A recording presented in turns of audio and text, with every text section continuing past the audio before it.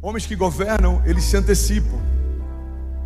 Mas homens que governam, eles também precisam ter isenção. Você só pode governar com Deus se você não negociar nenhum princípio. Guarda isso, irmão. Só pode governar sobre o caos quem não negocia com Ele. Só pode governar sobre o medo quem não conversa com Ele. Só pode governar sobre doenças e enfermidades quem não se amedronta com elas. O problema é que em alguns momentos a gente ouve o que a palavra da fé diz, mas a gente também quer ouvir o que o medo diz. Irmão, não se aconselhe com o medo, ele é o pior dos conselheiros. O medo não tem função de liberar ninguém. O medo, ele tem como propósito paralisar você.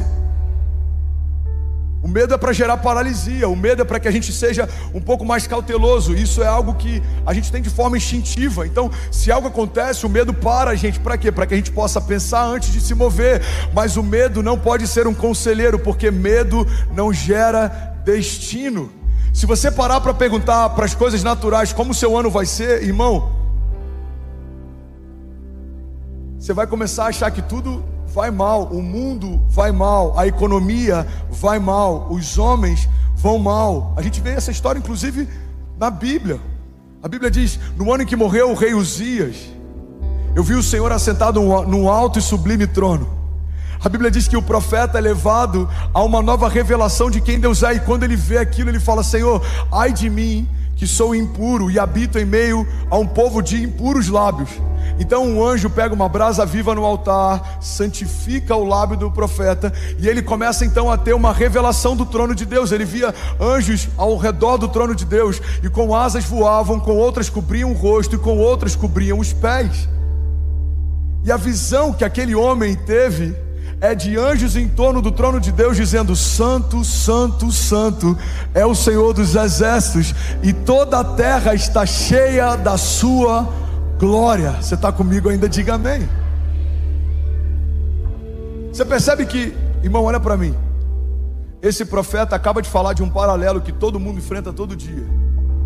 Aos olhos do profeta tudo vai mal, mas a visão de cima do trono de Deus é que toda a terra está cheia da sua glória. Durante o período de Sodoma e Gomorra, aqui embaixo tudo vai mal, mas dos céus toda a terra está cheia da glória de Deus.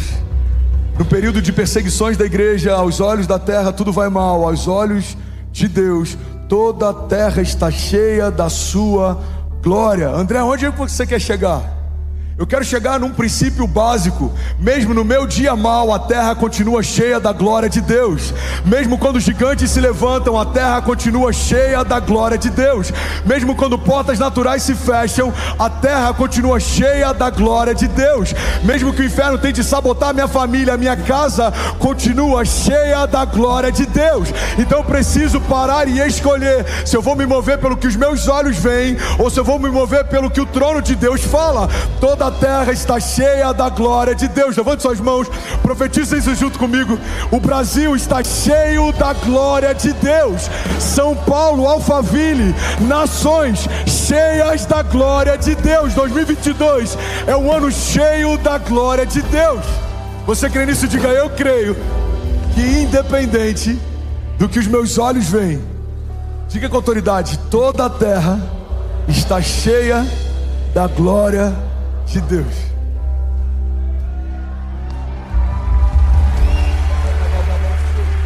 Aleluia.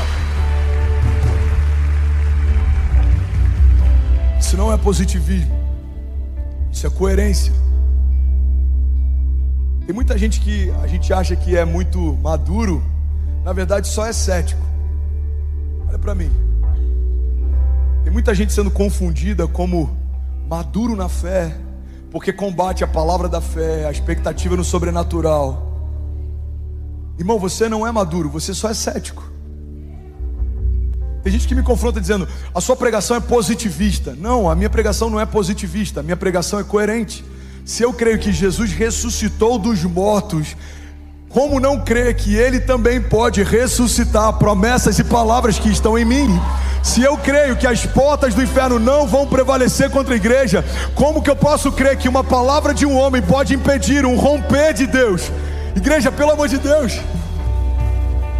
Se eu creio que aquilo que homens morrem para conquistar na terra, ouro e prata, é o que Deus usou como matéria-prima para pavimentar as ruas dos céus, como que eu vou ter dúvida a respeito de uma provisão sobrenatural? Isso não é positivismo, isso é coerência. Porque se a gente não consegue crer em milagres, a gente não consegue crer que Jesus de fato ressuscitou dos mortos. Se a gente não consegue crer na unção criativa de Deus que sai a partir da palavra que é liberada, a gente coloca em xeque inclusive a nossa crença a respeito do criacionismo. Como eu consigo crer que com a palavra Deus fez todas as coisas em 6 dias, mas eu duvido que com a palavra, debaixo da autoridade que Deus me confiou, eu posso gerar novas realidades nos próximos meses? O modelo está em Gênesis 1. Todas as coisas foram feitas pelo poder da palavra. Nós precisamos imitá-lo. A gente vê na Nova Aliança, no Novo Testamento, o ministério de Jesus. Alguém está comigo? Diga amém. Jesus falou com plantas. Jesus falou com o mar. Jesus falou com mortos. As plantas ouviram e obedeceram. O mar ouviu e obedeceu. O vento ouviu e obedeceu. Os mortos ouviram e obedeceram. Ele vê uma figueira que parentava dar frutos, mas não tinha, e ele amaldiçoa que nunca mais seja gerado fruto. E nunca mais foi gerado. A Bíblia diz que ele está no meio de uma tempestade. Ele dá uma ordem para o mar e para o vento: acalma-te, aquieta-te. E os discípulos perguntavam entre si: quem é esse que até o vento e o mar lhe obedecem?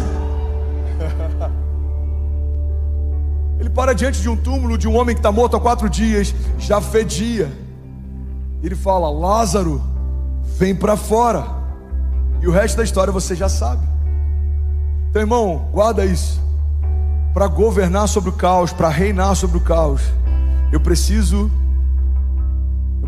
me mover da forma como Deus se move. A fé nada mais é do que falar o que Deus fala e pensar como Deus pensa. Você está comigo? A fé nada mais é do que falar como Deus fala e pensar como Deus pensa. Só que para reinar sobre o caos, irmão, eu preciso ter só um conselheiro. Ou eu me aconselho com a palavra, ou eu me aconselho com as opiniões. Ou eu me aconselho com o que Deus diz, ou eu me aconselho com o que os outros pensam. Ou eu me aconselho com Isaías 53, ou eu me aconselho com diagnósticos médicos contrários. Ou eu me aconselho com Filipenses 4,19, ou eu me aconselho com indicadores financeiros. Filipenses 4,19 diz: o meu Deus suprirá todas as necessidades de vocês segundo as suas riquezas em glória. Isaías 53 declara: certamente Jesus levou sobre si as nossas doenças e enfermidades, e o castigo que nos trouxe a paz estava sobre Jesus, e pelas suas pisaduras nós fomos sarados.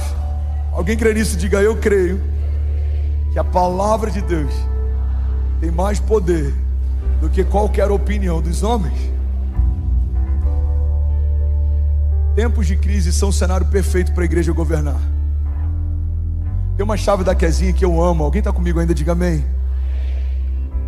Ela diz que a fé prospera no desconforto. A fé prospera no desconforto. A fé prospera no dia mau. A fé prospera no meio do deserto. A fé prospera em tempos de crise. Abraão é considerado o pai da fé, mas ele precisou sair de onde estava e ir para um lugar que ele nem sabia qual era. Ele precisou abrir mão do filho que ele amava, para que Deus pudesse aprovar o seu coração.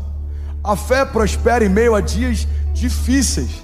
A fé de Daniel prosperou em meio à cova de leões. A fé de Sadraque, Mesaque e Abidnego, ela prosperou em meio a uma fornalha ardente. A fé de Pedro prosperou em meio a tempestades. A fé de Paulo prosperou em meio a cadeias. A fé de José prosperou em meio a perseguições e cativeiros. Então guarda isso, irmão.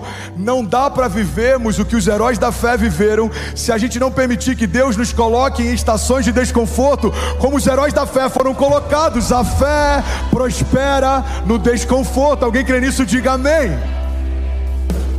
Você está vivendo um cenário desconfortável? Parabéns. Seja bem-vindo a uma estação em que Deus vai esticar você, acelerar você, promover você. A gente só pode ser promovido onde a gente foi testado, irmão. Você está sendo testado na sua saúde, você vai ser promovido nessa área. Você está sendo testado no seu ministério, você vai ser promovido nessa área. Declara comigo.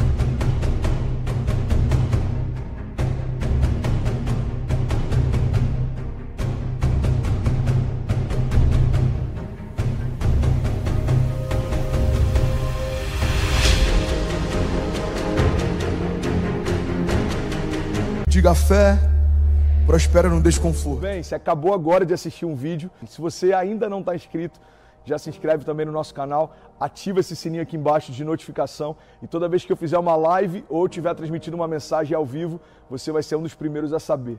Mas eu deixei mais 2 indicações aqui que eu espero que façam muito.